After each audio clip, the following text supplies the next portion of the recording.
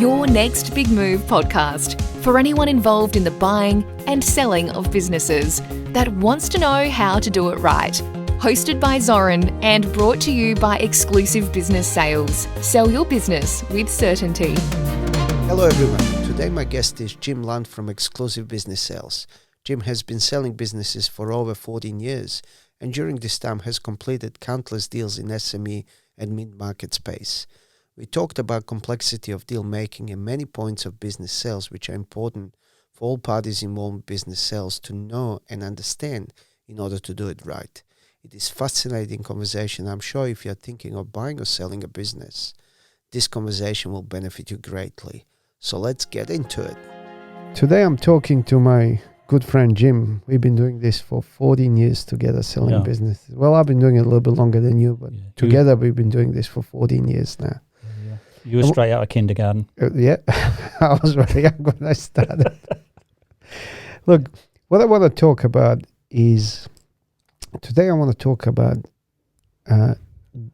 some most important things that business owners need to know. And if they know these things, what are the things that will help them through the process achieve as good results as possible? And where I would like to start is what to expect from the process, a bit about what actually happens from the moment that you decide to sell a business or start thinking about selling a business all the way until you actually have money in the bank and you exit this business completely. And the reason why I want to start with this, because a lot of people think that's way more simpler than what it is. So do you want to explain the process to us a little bit? Yeah. I suppose with a normal seller that's probably never done it before, it's an area that they can only imagine how it's going to work. They probably feel it's quite easy, but in reality, it's quite complex. Selling a business is far harder than selling a house, for instance. But you put a house on the market, you dress it up, it probably sells quickly. But with a business, it's a lot more difficult. So I think what has to happen from a broker's perspective is that we have to help prepare them for that, to be able to understand what pitfalls are ahead. And what they can, what they're going to encounter, I suppose, from a process and what can often take a long time. So we will help facilitate that and give them a. Well, look, it's not just you mentioned house. House really sells itself, right? You don't have to do much. With selling of the business, the owner is a crucial part of that process because you can't sell it without the owner. And it's one description of selling a business I heard is you're selling promise to somebody that something works. There's very few tangible pieces in a business. Most of the value comes from intangible assets of the business. And good portion of those intangible assets of the business is owner's involvement and owner's know-how. So you have to transfer this knowledge from the owner to purchaser. And it's not that simple. I mean, try to teach anybody to do it. It's quite complex. And it also depends who you're selling to. Some people with certain types of the business is going to be way more familiar and way more confident in running those businesses. It's going to be much easier for them. And fair enough, you can look for those types of buyers. But if you make it easier for most of the people, your outcome is going to be much better when you're selling a business.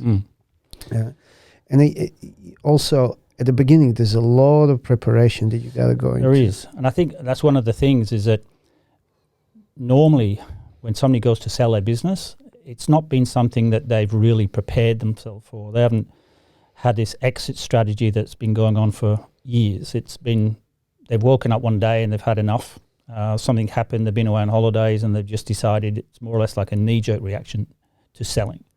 That's probably the majority of sellers that we come across. Yeah. When we have someone that's prepared their business for sale over a long period, it's quite different because the business is ready to sell. With a lot of businesses we work with helping the seller to bring that business to be ready to sell, and that's one of the initial stages that we have to go through to help the buyer present their business in its best possible light. Seller, but seller. But also, it's preparing people that's selling a business. It's not so much preparing a business. I mean, preparing of the business to be available and sell. It's years and years and years, and sometimes we go weeks or months just to do that. And it's mainly working on the owners and all the expectations of the process and understanding certain things in order to make this transition smooth and in reasonable time and for good outcome, for good money on the end for the owner.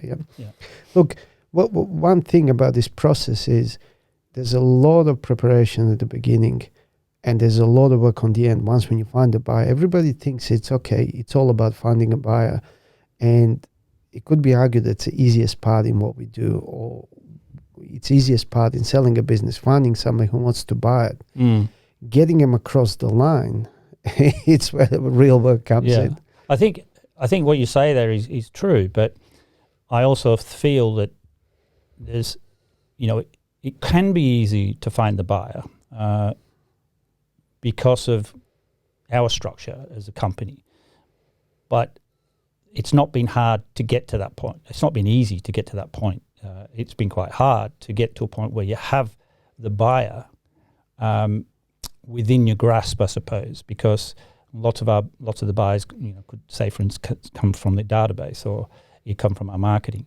So it might seem fairly easy, but we know it's not, and we know it's expensive to get to that point. But you're right. The hard part is once the buyer is probably on the hook, for want of a better term, is to then facilitate that initial part to get to settlement.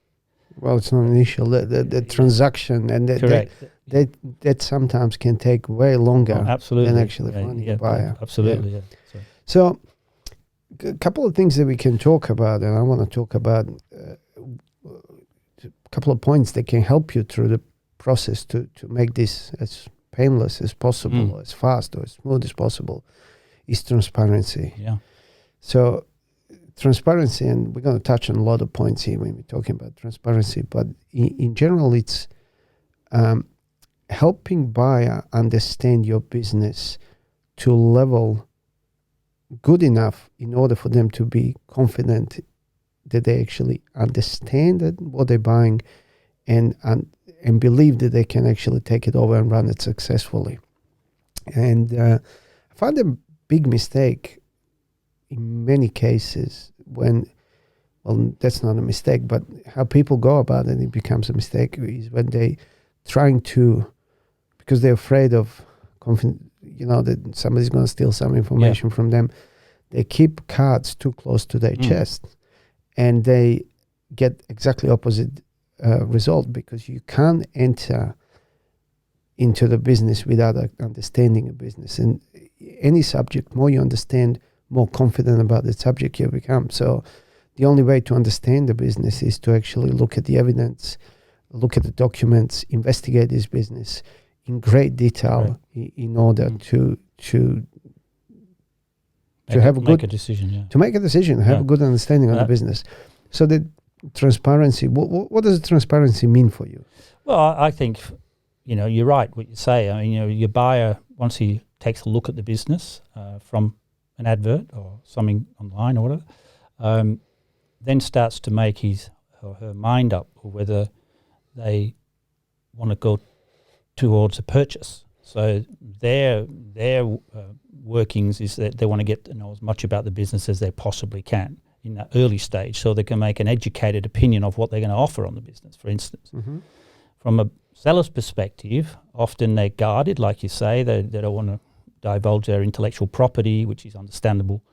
But they have to sort of, I suppose, walk that fine line between offering enough information but not offering intellectual property, that giving away secrets of some type, whether it be client names, whether it be how much they charge, etc., for services.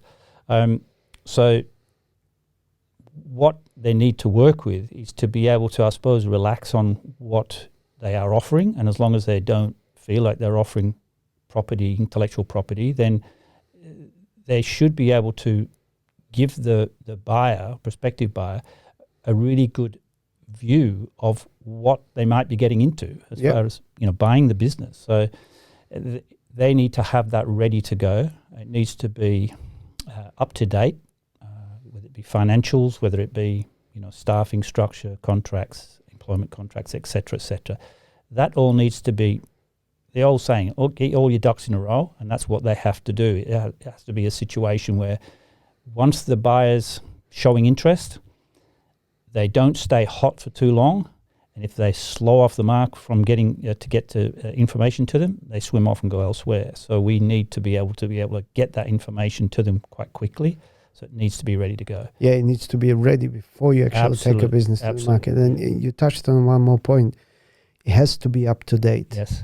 I mean, like if you're 3 years in the financial year, even if you don't do your books as fast as you should, once when you take a business to the market, it has to be ready daily or weekly. You want to as up to date information as possible. Absolutely, and really, what needs to happen then from as we go forward, certainly keep an eye on monthly results, and at the end of a 3-month period, say it be the BAS period, quarter, they need to be able to provide that pretty quickly. Yeah. So that don't wait for the last minute to lodge your BAS. As soon as you have it ready. And one of the things that I find sometimes that sellers do get a little bit wrapped up in is if there's certain things that might not be all that great. And it might, the results for the last quarter might have been poor, or results for, the coming months being off the pace. And it is what it is. We can't hide that. It will still have to come out somewhere. It will come out, of course. It will come out. So we are better off dealing with it then, because it only takes us down a path that we don't want to go down otherwise. So and if the business fluctuates, and which every business does, all right, what you can do is compare this to previous years, and if you got a trough in particular time of the year, well, you can prove with historical figures that it happens. And also, but one more thing, if you're really honest, and even if the business is not running as good as it should at that particular point, being honest and transparent and in advance volunteer this information will do you more good than trying to play it down.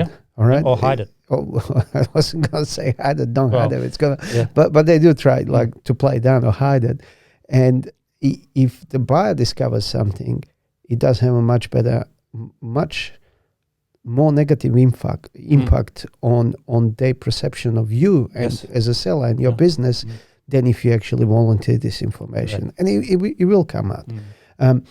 One thing that you touched on is, often people don't want to give customer names, customer information.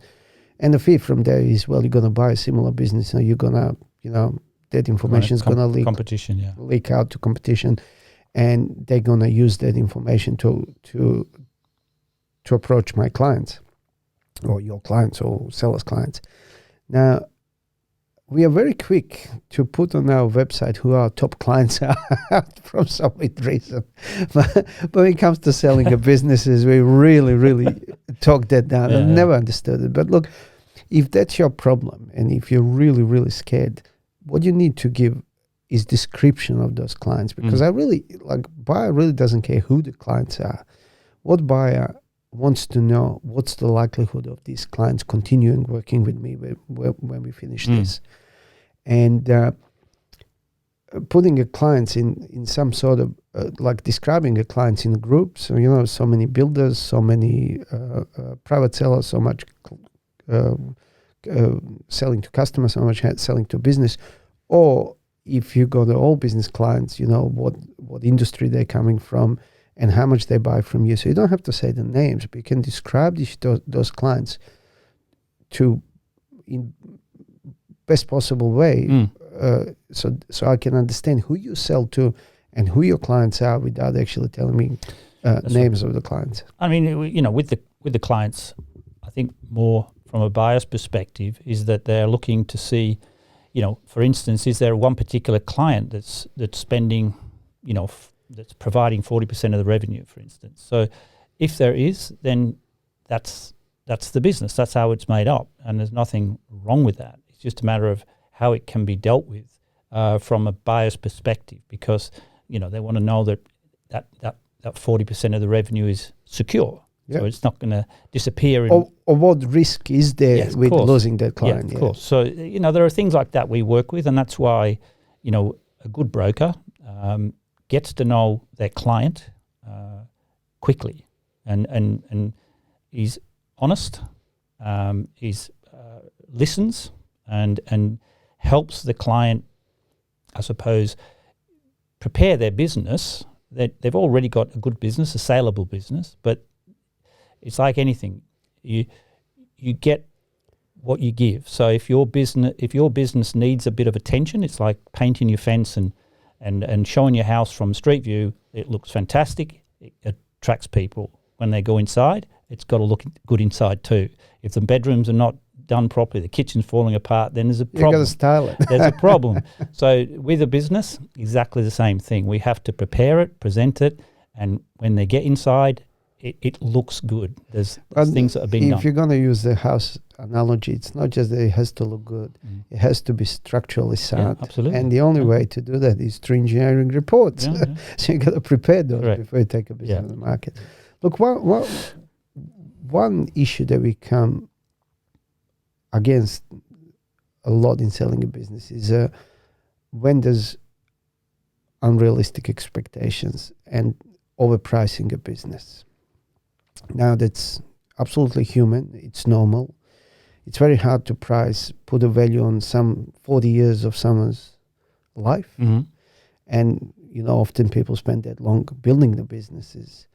But pricing is really crucial and really important, because when you take a business to the market, I'm going to ask you a very hard question after this, so listen very carefully what I'm saying. Try, yeah. When you take a business to the market, the best buyers come first. And there's a reason for it, because they're keenest. They've been looking for sometimes a couple of years or 6 months or a year and a half, whatever they were looking for the business. And whatever the reason why they wanted to buy the business, that reason starting to become more pressing, and they're starting to be desperate. So they're the ones that look at the businesses in early stage. And if the business is way overpriced, and it happens like that, they're double what they actually sell for on the end. Buyer will look at them and said, well, these guys or girl is either not serious about selling business, but even if they're serious, if they're asking 4 million for something that's worth 2, surely I can't offer them 2 million. They're not going to accept it. You don't want to offend people. So it's crucial to price it right. Okay, now there's all new podcasts, and we can talk for hours about how to price businesses. But my question to you is, how does the seller know that what advice he's got on the price, being that coming from his accountant or the broker or multiple brokers or advisors, how do they know, and what is there any way of thinking or process that can help him to understand, to actually understand that what the other person on the other side or the advisor is telling him is the right price? And I'll tell you why this often happens, because in any valuation of any asset, bias is a big issue. And there's a saying, tell me who's paying you, and I'll tell you where the bias lies. So if you go to an accountant and you ask them how much is this business worth, and I want to buy it, chances are they're going to talk it down. If you say to an accountant, I want to sell this business, they're going to talk the price down because of their own fee. And you know, they got your best interest in mind, but they also got a risk if they don't advise you properly. So they want to put this, you know, buffer in it. But if I'm selling a business and I'm talking to the broker or to accountant or advisor or whoever, when they give me the price, what can I do to understand that price is accurate? Any thoughts on that? I mean, I look at, you know, selling a business, and I think about who's involved other than the buyer and the seller. And normally the main advisors, if you want to call it that, are your broker, your accountant, and your solicitor. So from a broker's perspective, I'm never going to try and give an accountant advice. I'm never going to try and give a solicitor advice. And I only know what I do in my field. I know what to expect from a legal perspective, and I know what to expect from an accounting perspective, but I always leave that to those guys to do. But as a broker, we appraise businesses from Xcllusive, I believe, very well. Our businesses sell very often. I don't know what the actual percentage is, but I wouldn't be surprised if it's not 70%, 75%, where we are right in the middle of our appraised price, if not top end of the appraised price. Our job is to get the best possible outcome for our client. Okay. But what I'm asking, if I'm a seller, and you're telling me that my business is worth $2 million, somebody else telling me that the business is worth $3 million. Yes. How do I know? What can I do as a seller to actually? I told you it's a hard question. Yeah, well, I get what you're saying. Yeah. To believe, to trust your value rather than somebody else who's talking it up. What I'm getting to is that from a broker's perspective, and there has to be an element of trust put into a broker's perspective and advice. We have our ear to the ground day after day, week after week. We know what businesses are selling for. We know what multiple of profits, et cetera, that we expect the business to for that particular type of business. Particular, in the marketplace. Nobody knows it better than we do. Nobody, and accountants can tell you all sorts of figures, but they're not selling the business. They're just telling you the figures and what they think it should sell for. We believe that our I suppose strategies and our way of appraising businesses is very accurate, you know, and I think that, you know, there has to be an element of trust put into that from a seller's perspective, because they're engaging the broker to sell their business. Look, I know so, but when you're in front of the seller, that seller known you for now maybe 2 hours. You know, how do I know that you got my best interest in mind? And look,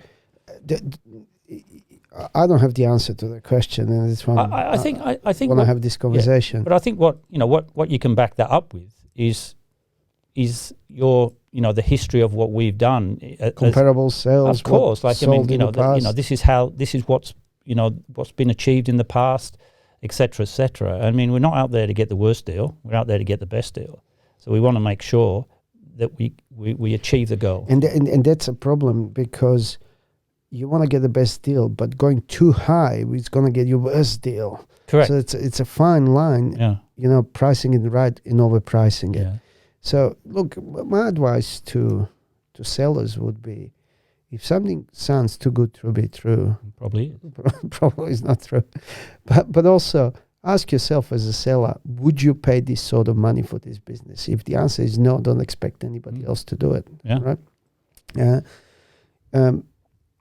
So how important are the buyers in selling process?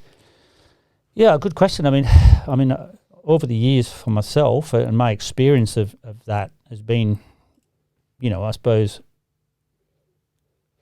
sometimes, you know, especially early on, I was not quite aware of how important the buyer is. As far as I know that they're important to buy the business, but the relationship with the buyer has to be. I mean, you can't cross the line because you're not working for the buyer. You're representing seller. Yeah, absolutely, 100%. and you're aligned with the seller. But at the same time, without the buyer, you don't have a deal. So the buyer has to trust you as well, and often that element of trust has to be there early on because they have to feel trusting not only to the broker that they're dealing with through the whole deal, but also that they trust the seller because they're buying a business from that person. They're getting into a business deal with a person that they have to know that. And that continuation of the performance has to be passed on to them, and seller is a crucial in the process. So, yeah, I mean, so the buyers are very important, and as we know that we don't get any results without buyers. No, to sell business. We have to respect that. Look, it's important for sellers to understand the importance of the buyer. Yep. I often say to them, look, you make sure that you're negotiating with a friend. Don't look at them as an opposition or enemy or somebody who wants to get a better deal. Deal with a friend. Help them buy the business through offering reasonable help through the process, because that'll rise their confidence and they will pay more money for business that they feel they're going to be helped through the process.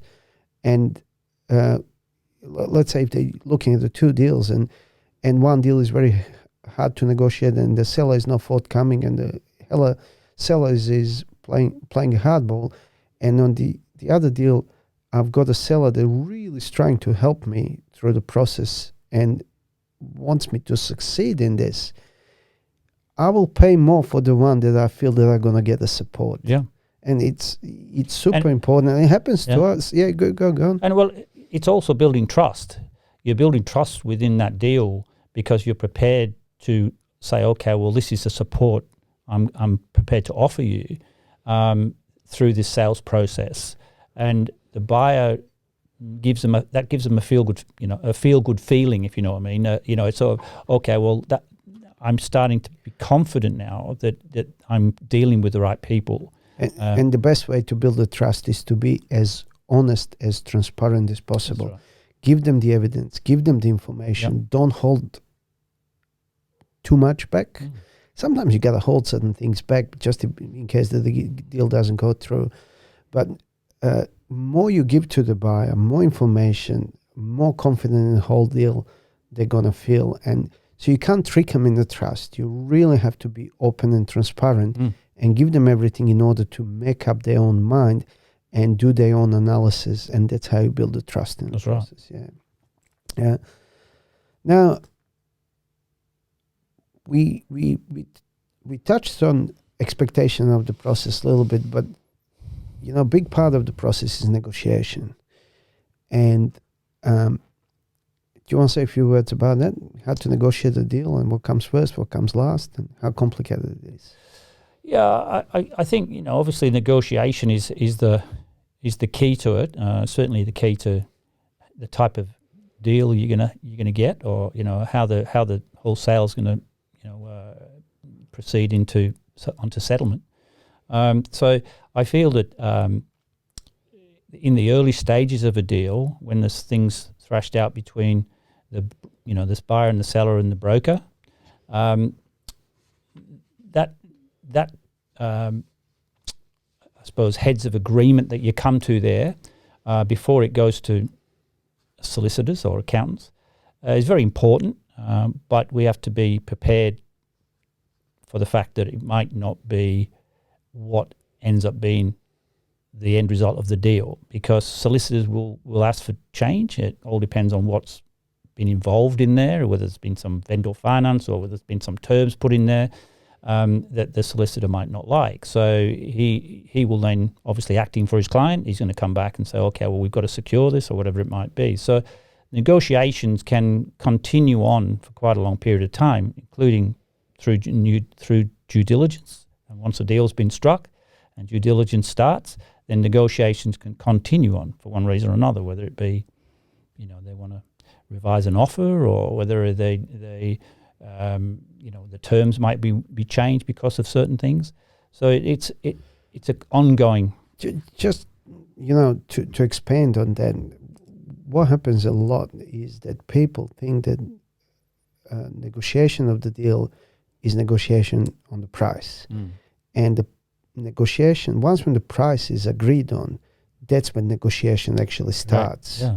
All right. So, there's so many things that they need to be negotiated from, accounting parts, how much I'm going to pay the deposit and when the payments are due later, what a portion of the price is going to be for goodwill versus assets. But then we're getting into a little bit more technical, well, not technical, but commercial stuff, such as, how are we going to value the inventory, the stock? Like what's going to happen with stock that's more than 12 months old or 2 years old or 3 years old, which could have some value, but may not going to have a value. And then what type of transaction this is going to be? Am I going to buy the company, or am I going to buy the assets of the business? And I want to touch a little bit more on this. Assets, what's included, what's excluded in the purchase price. And then we got a supplier's agreement, how they're going to be transferred to you. And then we got equipment rentals and property leases and employees entitlements. And I've got a massive list here. I can go through everything, but it's a podcast in itself as well. What I was going to say is just, with the negotiation as well. I mean, we talk about this, and I remember in the early days of brokering, it was something we used to use, I suppose, as a bit of a check on our checklist of talking to sellers about what to expect, and through the negotiation stage, and we talked about, if we looked at it as being a ruler, and the first, in the old terms, couple of inches of the ruler was finding the buyer. And like we touched on before, the buyer can often, call it easy to find, but they can come quickly. Yeah. Then at the end of the ruler, the final 2 inches is exchange of contract settlement.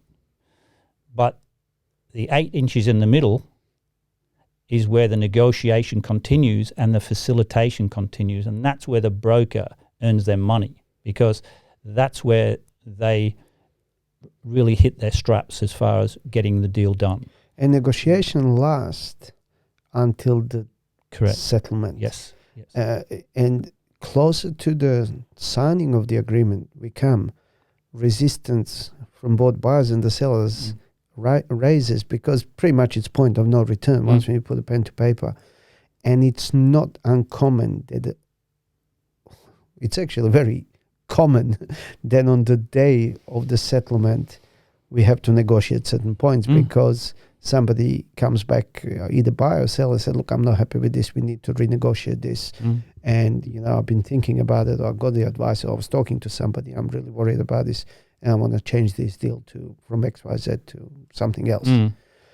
And that can happen multiple times before we actually get to that day of signing and actually settling. Well, not settling, like exchanging, locking in the deal. And it's not uncommon to have, well, that's actually a little bit less common, but even after that point, that we have to negotiate a couple of things going on. I mean, that's one of the things that I often talk to the sellers about. When we get a deal agreed on, for instance, in the early stages, I will often say, no, let's not get too excited about this, because they do. A seller gets excited. They've got the buyer, they've agreed on a price, and they feel like job done. But I always say, this is not a time to celebrate. There'll be no congratulations yet.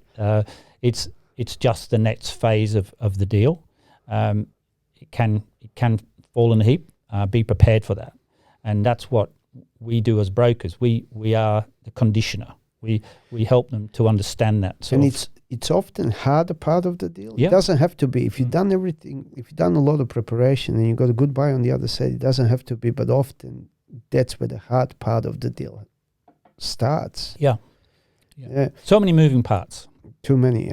Too many moving parts. But look, that's it. But it's all in the fun of it. Yeah, it is. Look, it's fun for you, but it's not fun for somebody who's been owning a business for 40 years. And well, it's really stressful. We've got to have some fun somewhere. It could be very stressful time for them. You know? Without a doubt. Well, it's one of the biggest things I always say. It's one of the biggest things someone can do in their life, other than probably buying a house. And sometimes bigger than buying a house. It's a massive step. And it's more riskier than buying it. Way more riskier than buying a house. Yeah. And look, but even for the seller, it's a big move. Well, yeah, that's what I'm thinking. It can often be even bigger for the seller, because it's life-changing for them as well, because they've been in this business for a long time normally, and they've made a decision to maybe sell, what's like their baby. They might have started the business originally 30 years ago. So. You identify with the business after so many years. That's one thing that needs to be said.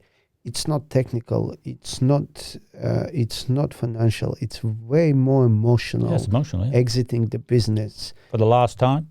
For the last time, it feels like that. It feels like a end of the era to some people. Not always. Look, sometimes people buy and sell businesses often, or sometimes they already got a big business that's moving or selling a part of the business. To them, it's not as emotional. It's more financial. But for somebody who owned a business for 30, 40 years, it's very, very emotional. But it's a new chapter. It's opening a new chapter of the book of your life. So you're actually going on to the next chapter. So it's not a depressing thing. It's actually exciting. It's exciting, but it could feel depressing. Yeah. Look, that's one thing that needs to be touched on. Seller needs to think and have a really clear path forward after selling a business. Yeah. Because if you just want to sell a business and do nothing, you may going to come to the end of signing and say, I don't want to do this because I've got what am I going to do? It's with myself. It's my identity. Yeah. So really part of the exit strategy for everybody who wants to sell a business. What happens next? What happens next? What happens next? I mean, if you got plans, are you going to get in politics, or you want to go into farming, or whatever you want to do? Have that plan. Have a really post-business plan. It's going to make your life whole process much more enjoyable. One thing that I also say to people, you have to have a plan B to selling a business, because let's say for one reason or the other you can't strike the deal that you're happy with. If you have a plan B, that gives you point below which one you're not going to negotiate. And you can actually disclose that to the buyer. Look, if I don't sell the business, I will do whatever your plan B is. And it gives a really clear floor how flexible you are and what terms you're going to offer and what price you're going to accept. But also, if you don't have a plan B and you go into selling business becomes a do or die decision. Yes.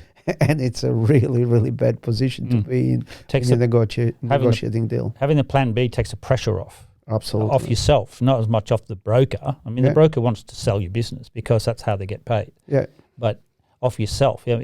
I see lots of sellers who get under enormous pressure because they want to sell, and for one reason or other, the business is not attracting a buyer, and we're doing everything right. But we're attracting a buyer, but we can't make a deal. That's right. So but that's what I mean. We're not attracting the actual buyer to go to the next level and purchase the business. Not to say that it won't happen, but sometimes you just got to be patient. So a buyer having that plan B takes that pressure off, and so they can naturally relax a bit more through the whole process, rather than getting stressed, because that's what a broker does. Yeah, they just they take the stress. They stress. I said a lot of, often people come to us and say, look, I want to go into business broking, and can you tell me a bit about it? I said to them, look, it's what I like about this is very emotional business, and you work on the deal for many, many months, and then deal is not going to happen, and then eventually you save the deal, and deal happens, and you get paid, and you're all happy, and it's very emotional. It is. What I don't like about this, it's very emotional. It's same process, and you could work for 12 months on the deal and there's no pay on the end, and you're going to be able to pick yourself up and move on. So I think one of the things too, just not change the subject, but just on that is really as a broker, you know, it doesn't matter how long you've been doing it, you keep learning. There's every deal is different.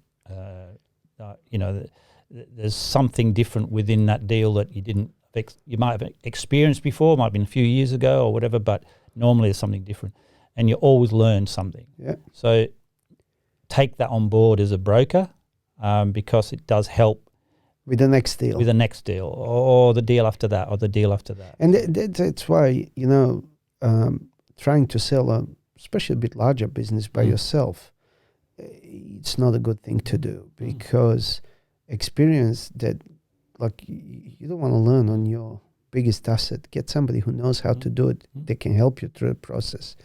But you got to find somebody you really trust, and trust is really, really important in this game. Look, when we're talking about the trust, and we touched about this, and you mentioned a couple of parties that are really important in the deal, are solicitors and accountants. They could help the deal and really, really make it smooth, or they can crush the deal if they're not really experienced. So how do you manage relationship with accountants and solicitors as a seller through the process? Or what would you advise seller to do in the process when brings accountant and solicitor on board? So first of all, as far as the accountant goes,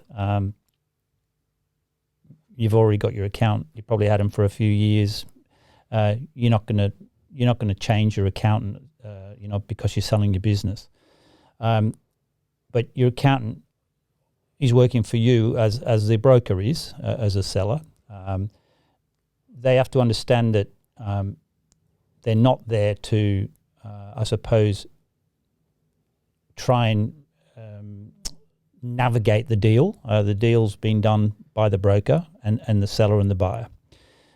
So they're just part of that situation, and they're not there to create havoc. So all they're there to do is get the numbers up to date, make sure it's presented well in the financial side of the business.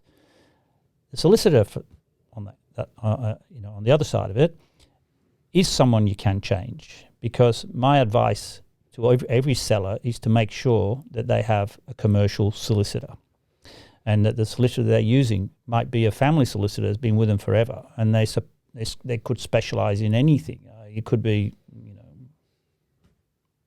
divorce or anything, So you think wills and estates. Yeah. So they're totally different to a commercial solicitor who wants to get the job done. The buyer wants to buy, the seller wants to sell, get the job done. But look, also not all commercial solicitors are good commercial solicitors. You need somebody experienced in mergers and acquisitions and business sales. Absolutely. Because there's a lot more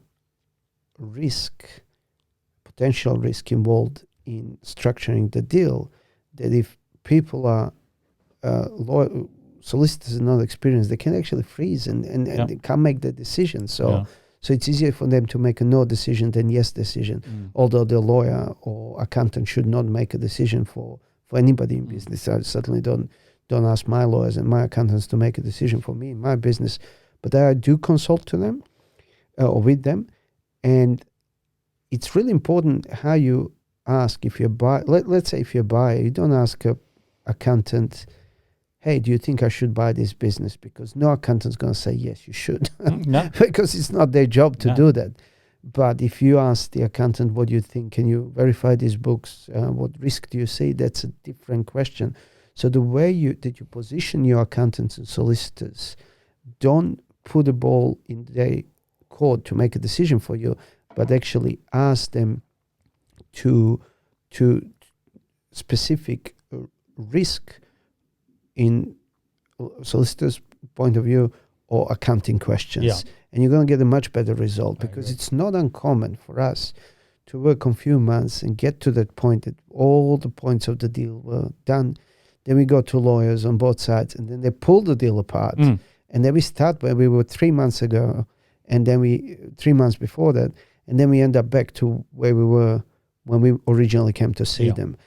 And often that's because from buyers and the seller side, that relationship with their lawyer wasn't managed. Expectations were not right. So, I mean, I suppose the way you have to see it from a seller's perspective is that when they're going to the next phase of selling, which is, the buyer's been found or prospective buyer's been found, some of the negotiation has been done. There's been an acceptance of offer and terms.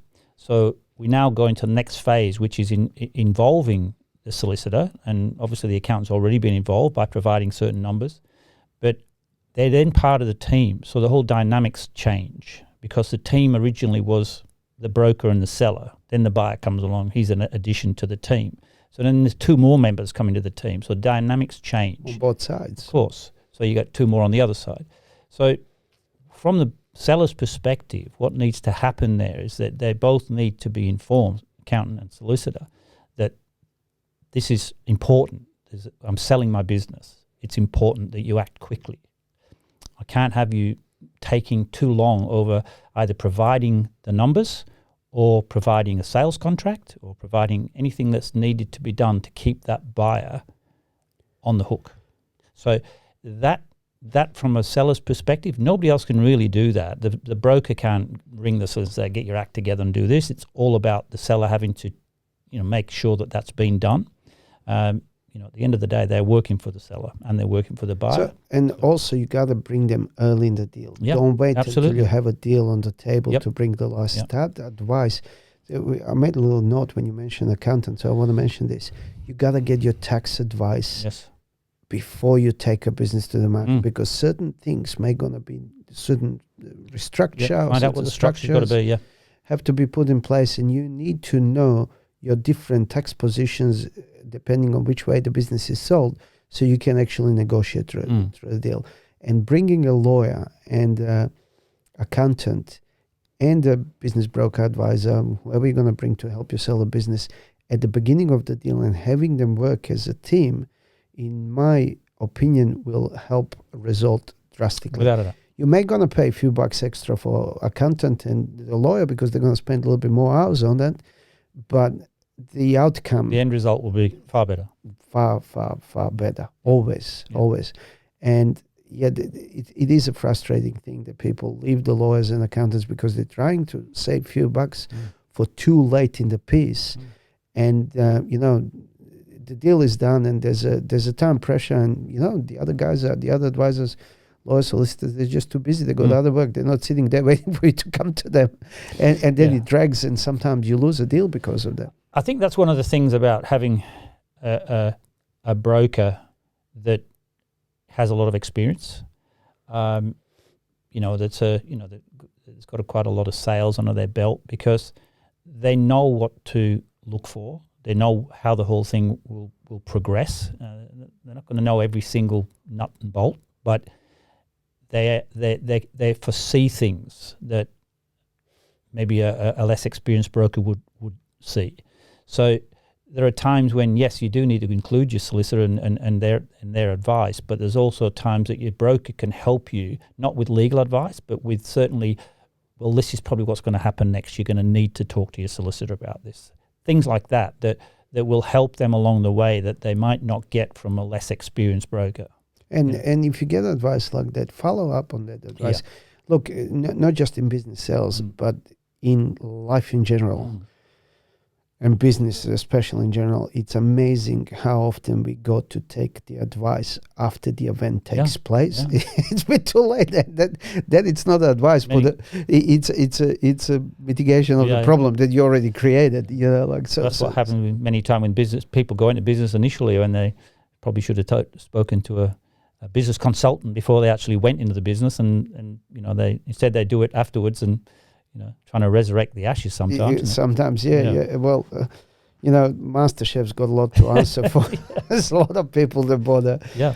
But they bother coffee shops and restaurants because of MasterChef, but never had any business experience. Or never took any background in there at all. Business advice. Exactly. Now, on the end of the process, it's the handover, which actually happens after you purchase the business. But it's negotiated through the whole process. And like when I'm talking handover, what I'm saying is, the outgoing owner or owners passing business to, current new owners or owners. Are there any advices that you want to, or anything you want to talk about? I think there's a lot to talk about. Yeah, there is a lot. I mean, there's obviously a lot to do at that end of the deal. But one of the things I talk to the seller about is be prepared to front foot what you would offer as far as support in going after the settlement. So, obviously the usual is 2 weeks training after settlement for the buyer. But after that, if you're, as a seller, prepared to offer more than that, whether it be through consulting or part-time work or just any type of support, but you're prepared to do it for, say, 6 months, be prepared to offer that early, because that gives your buyer a real confidence that they're dealing with the right people and they're buying the business from the right people, because they're not going to run away. They're actually there offering that. Many times the buyer might take that up, but then only after 2 months or 3 months they say, look, I'm fine now. I can fly on my own. Yeah, but thank you very much, and whatever else. But you've done a trick. I don't want to say trick, but you've done what it was designed to do, give a confidence. Correct. To purchase. Correct. That's what happens. And often they will let them go early. And the reason for that being is because they never really become the boss until the old boss goes. Correct. Right? So they become the new boss when the old one exits. So often they will, after a couple of months, look, I think I've got this. I'm really happy that you've stayed with me. Thank you very much. But initially, that 6 months support offered is quite a key factor in the deal. It's worth a gold. Of course. And also often people, they are more risk adverse.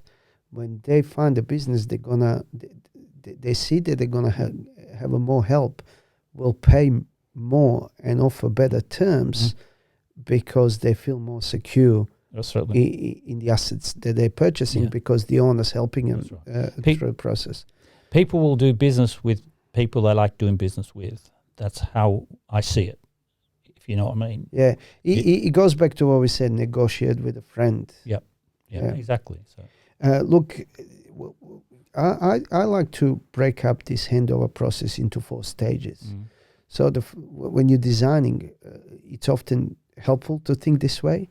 When you're designing handover stage, in first part of the business, I have to learn the business, which means I need the old owner to run the business for me, and I'm just observing and starting to train. Then I start taking over the manager's second part, or management of the business, and the old owner is there just to supervise me and still keep on training me and give me some pointers. And then there's a part which is total handover, which I take over the business, which is third stage, and I'm running it on my own. The fourth stage, it helps if the seller offers some sort of ongoing consultancy or some sort of ad hoc help. And that can often be negotiated through a deal where I say, well, when the seller says, look, I'll do this training in handover of 3 months or 6 months or 3 days, depending on size and who's buying a business, obviously. But I'll make myself available over the phone, Zoom, or in person, reasonable amount of time as when you need me. And that could be like 1 hour a week, that could be 1 day a week, that could be, a few hours a week. And no one expects outgoing owner to do this for free. And it's good to set the price for that. That's fair price to pay if I really need the help, but it's not too cheap that I call you all the time. All right. So it has to be value for money for both seller and the buyer. Yeah. All right. And I've seen deals they were done on $500 an hour, or $1,000, $2,000 a day. And I'm not going to call you every day for $2,000 a day. No. But if there's a big problem and I know you help, $2,000, it's money well spent. Yeah. And the seller will come for $2,000 because you made some money, all right? So you need to, thinking in these 4 steps of handover will help you create a much better handover system. Yeah. One of the things too is, and we touched on it in this one, but is staff, is how you deal with that. From a seller's perspective, it's a very nervous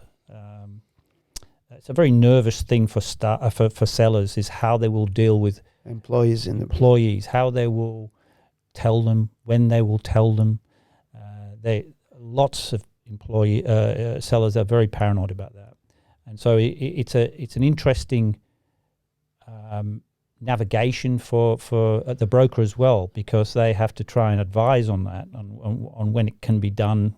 I mean, do they get to a point where they're not being straight with the staff because people are coming in, having a look at the business, etc. So it's an interesting one to. Well, so what's your thought on that? When do you tell employees that you're selling business? That's a good question, but and I've had a number of experiences through that, and I tend to find that most of the time, I believe that, as I always say, worry is a misuse of your imagination, and I believe that often comes into play with sellers. They stress about the staff getting to know that they're selling, and often staff see it as an opportunity. So while I don't think it's a good idea to tell them early on in the piece, I think there comes a time when, and more often than not, the seller will know that you can't not be straight with them. And in a way, you're telling them all different stories about who these people are, etc., etc. Why are you having so many insurance brokers? Yeah, exactly. One I remember happened a few years ago. I was selling a nursery, and there was two brothers operating the nursery, and they'd had the staff there. They'd run this thing for a long time, and there was a number of people coming to look at the business, and so every time the prospective purchasers went, I would sit in a room, and then the guys would say, the staff, they were looking. I could see them looking to see who they were, and we'd having to tell them this and tell them that. And I said, I said to him one day, I said, I think it's coming to a time when you're going to have to speak with them and tell them, we can't do that. We'd be too stressed. And I said, look, honestly, I think you're going to have to get that. You're getting very close to that, that time. So the next time I went there, they said to me, we told the staff. And I said, really? And I said, how did that go? They were very happy for us. We actually were a bit upset. Get out of my face. They told us how happy they were, and the fact that they, were excited for new owners to come along, and that they were obviously. So were they happy because these guys are leaving, or because the people are coming in? Well, it was an interesting one because they were so stressed about them getting to know, and it turned out to be completely the opposite. But these things, I'm not saying that's always the case, but it's something to navigate. There are some instances. Then if you got a certain key staff, like top level management or particular people, they are really, really key staff, that you have to come clean, for lack of a better word, earlier, sooner rather than later. And the reason for that is because they're crucial in it can be a benefit to the deal. Yeah, because look, if I'm depending on one person in the business and I'm a buyer, if I can't talk and really gauge myself, their likelihood of staying and their aspirations for the future, I will price that in my offer, and I'm gonna adjust for that to mitigate. Like I'm gonna pay less, or I'm gonna give a different terms, or I'm gonna make they stay for a certain period of time, which is, by the way, very hard to do. A condition of some payments or anything like that, and. There are ways that you can sit down with them, and in some instances, maybe offer some sort of bonus if they're process. And if you help me get this to the end, there's going to be a bonus because you are a crucial part of the business. Another danger with this is that you may not going to know another danger with not talking to employees in timely manner, especially crucial employees, that they may going to have a different plans for the future, and once when the transaction is announced, they may gonna say, well, by the way, very good, but I'm leaving. And look, it's no one's fault except the process wasn't run properly, and it could put a buyer in a very peculiar situation. I have had the situations like this. look, you find a way forward. No business goes on. It's a bit more stressful. Never had any damage, but it wasn't good position to be in. If we have spoken to these people earlier and they knew that the business, and we knew what their plans are, we would approach the sell totally different. There is no right and wrong answer. There's no perfect time. Yeah, no. And you just got to take that, case by case basis and decide what you're going to do. And look, the owners of the business know their people very well. And they're the best ones to make a decision when to do and how to do it as well. And I think it's also how you sell it to them, how you sell it to your employees. And that's one of the things I always advise the sellers to do, is think about how you're going to communicate it. Don't make it sound like a negative, make it sound like a positive. This business is going to present opportunities now, more opportunities, maybe more management opportunities, etc., etc. It depends who's buying it. Correct. Yeah. So I think it's definitely how you sell it. Rather than it be a doom and gloom, it's actually, wow, this is happening and it's going to be fantastic. So. And that's what part of a broker's job. That's what they have to do, help advise in that area without, I suppose telling them when they have to do it. They'll know it's a gut feeling. Yeah, it is. There's a lot of art and a little bit less science in selling of the business. Well, you touched on that before about the just maybe with your key people is to maybe look at saying, especially if you've got somebody that's managing the business, is to say, yes, there's a bit of a bonus in there for you. And one springs to my mind is that the manager who was running the business, he got himself I think a $10,000 bonus if he stayed on, signed a contract for a couple of years, and the seller gave him a $10,000 bonus, and it helped the deal immensely. And definitely gave him a better result.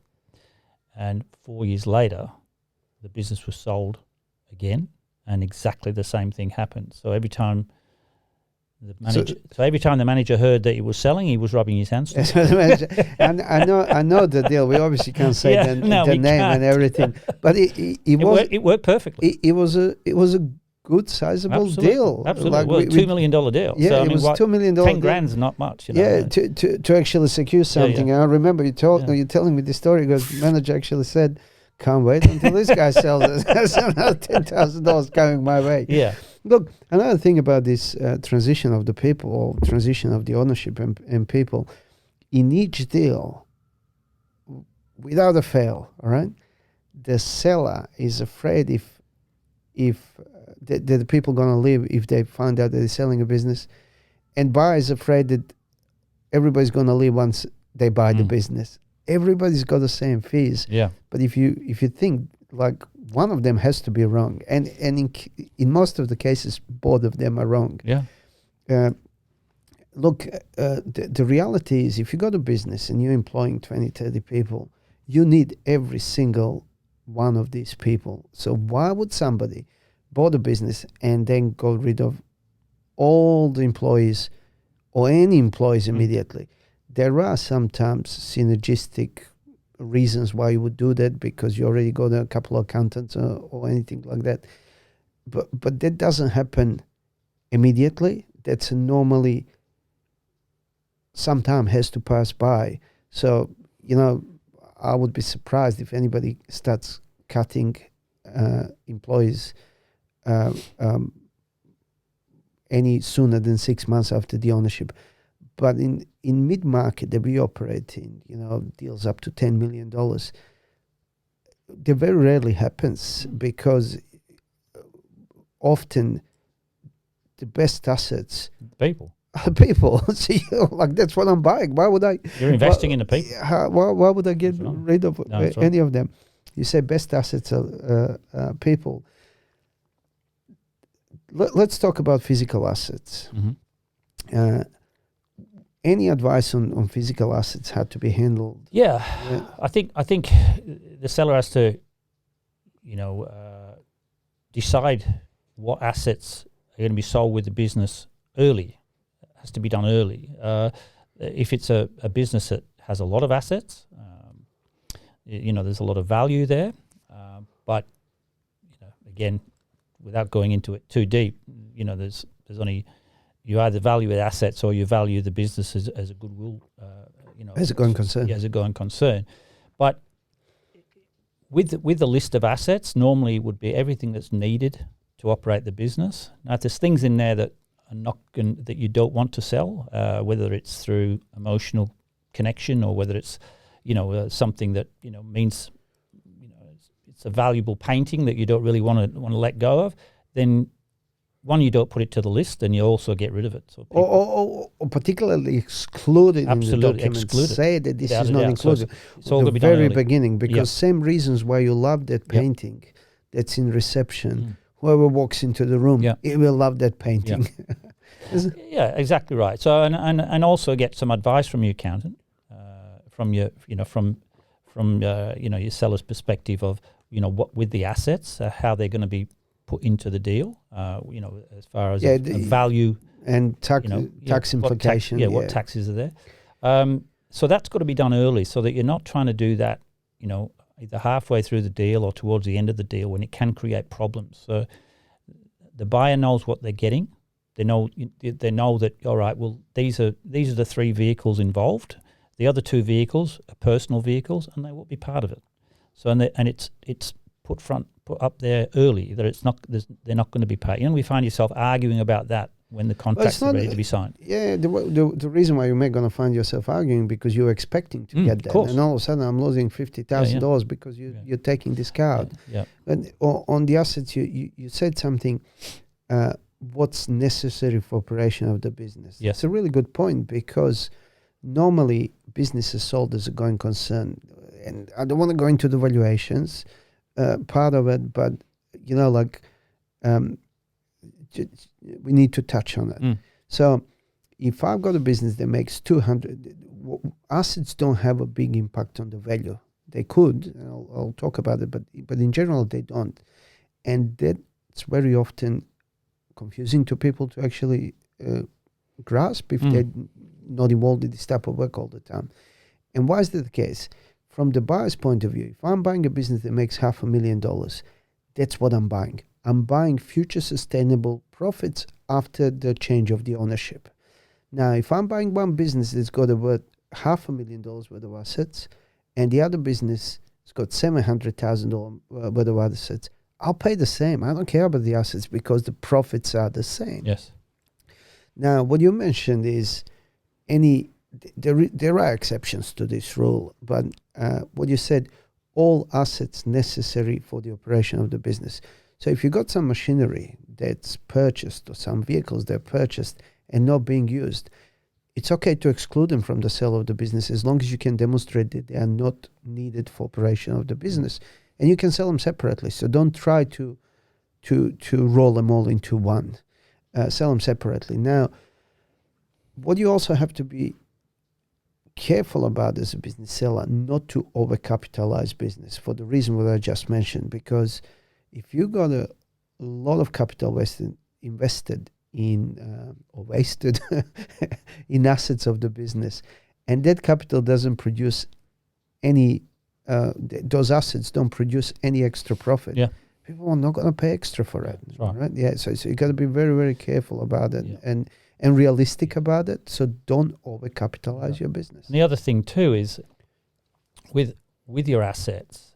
Let's say, for instance, let's say you have a cleaning business and you've got 5 vans out there on the road.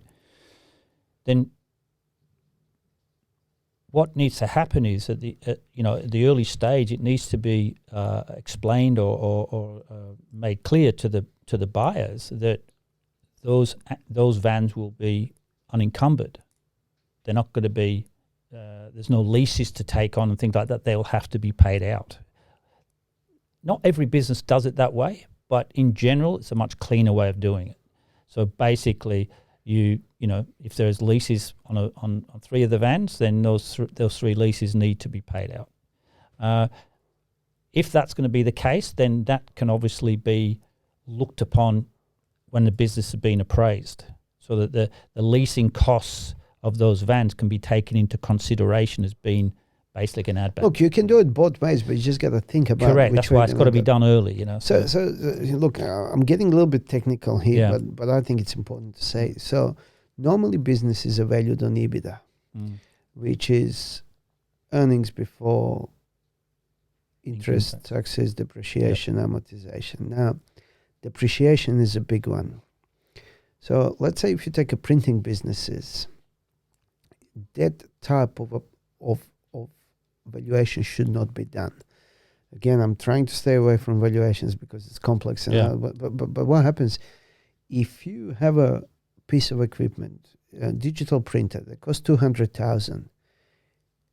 In 5 years, it's useless because the new, better, faster technology is coming in. So you can't look at that as the asset of the business. It's a cost. So the best way to deal with this is a cost. So it's not I'm going to sell my business plus this printer on top, because that printer in 3 years, if it's 2 years old, is going to have to be replaced anyway. All right. So the assets are very complex part of the business sale, but it needs to be analyzed very accurately and properly before you go to the market, because if you have a wrong understanding about how that's going to be treated, you're automatically going to have a wrong expectations of what you're going to achieve on the end, and then whatever you want to do after selling business may not going to happen because you're going to be have a big shortfall. So what's the we kind of explained it, but I got a little question here that I always want to ask you. What do you see broker's role in the deal? I think the broker is the glue that holds the deal together. That's how I see it. I see it the broker as being, I suppose, a lightning rod, taking on a lot of the stress of the deal. Their job is to take the stress away from the seller. As far as that when things need negotiating through the deal, when things go wrong, then it's the broker's job to work on that and help the seller to have a smooth run through the deal.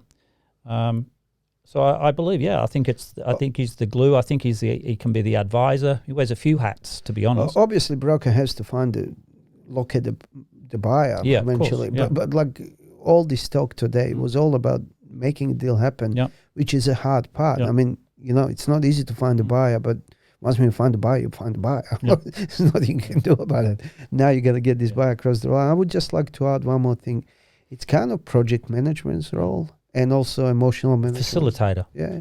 But you got to project manage whole deal, facilitate whole deal, but also that human touch to whole of the deal, because these deals are not done on the piece of paper. This is not a whilst it is commercial and accounting deal, it's very emotional. So managing everyone's emotions through the process, I think it's very important. Big part of the broker's I also role. think, from a broker's perspective, that you have to be honest and disclose, everything that you feel is an issue about the business. And when I say that, it's not to make things awkward. It's just about it's really our duty to do that as a regulation, but also to be honest and to be genuine through the deal will help the seller get the best possible result, and I believe will also help the buyer feel confident that they're in with the right people that they're doing a deal with.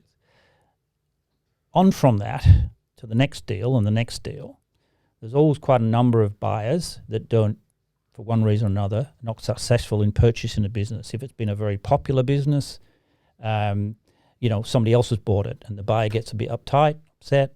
Oh, how come I didn't get it? Blah, blah, blah.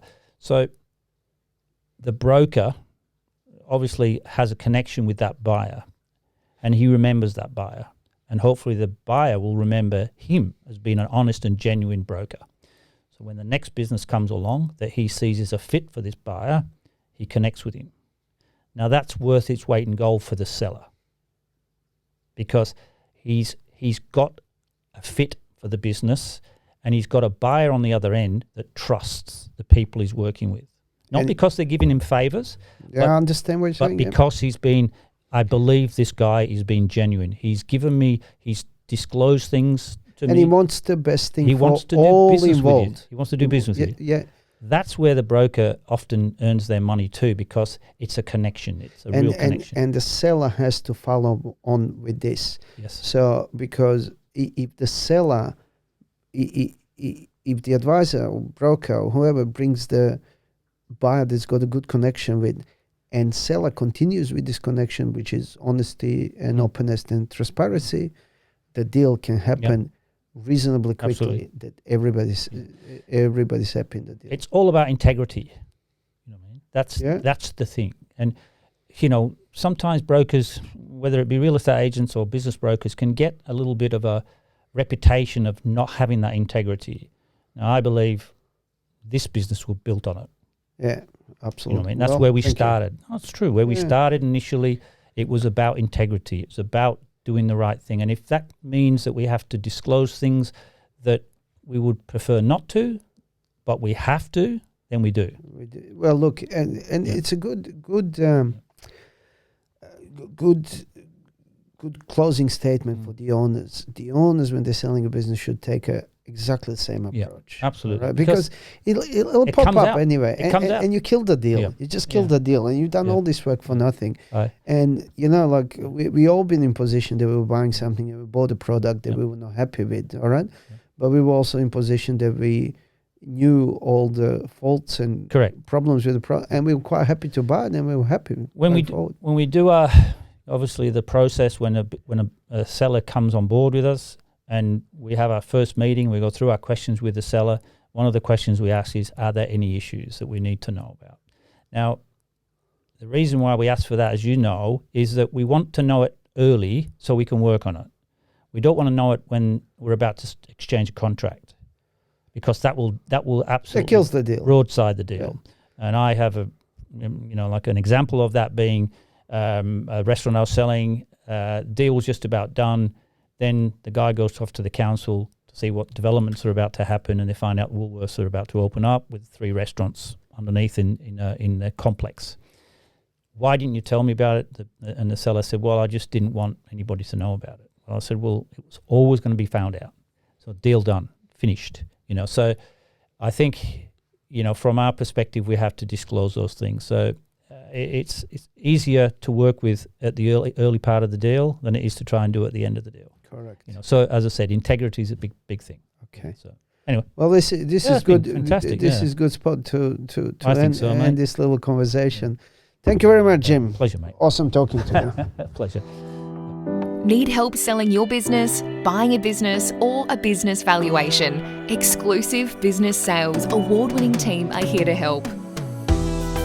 Our experience, skill, expertise, and professionalism, backed by our triple guarantee, is assurance for your success. The largest network of buyers and our national coverage will help you throughout Australia in all state capitals and regional areas. Xclusive Business Sales. Sell your business with certainty.